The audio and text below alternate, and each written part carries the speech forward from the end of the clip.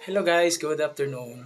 Kailangan ko nang mag water change ngayon kasi pangatlong araw na ito hindi nalinisan. Kasi nga pagod si ako. By the way guys, kahapon ng umaga nga pala ay nag-break po ako ng mga isda tulad ng Raminos tetra, Harlequin rasbora, at Naked rasbora, Serpitetra, Black Phantom tetra, at marami pang iba. Guys, at salamat sa Diyos ay meron nang nangitlog sa mga ito.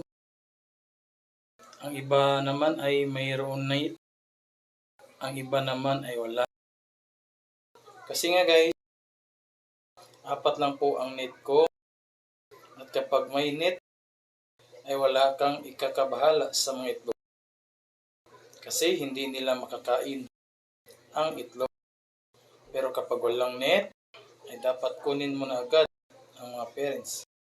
Pag nakita mo may mga itlog na sila.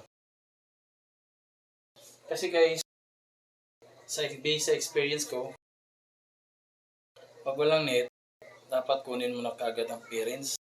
Kasi kakainin na nila agad yan. At yung mga ibang itlog na hindi nila nakain, ay hindi na rin ito mag-hatch. At hindi na mapipisa kasi nga, stored na. Kung baga nabugok na. Or kung baga namikos-mikos na nila.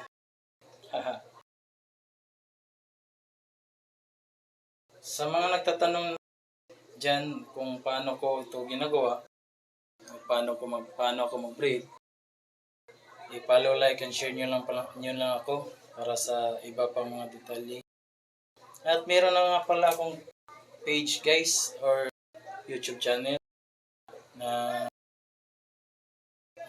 YouTube channel ko po ay Loki Fish Breeder.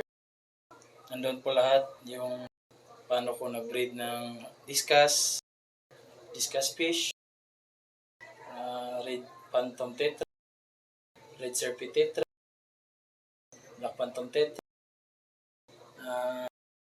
Raminos tetra, red cherry barb,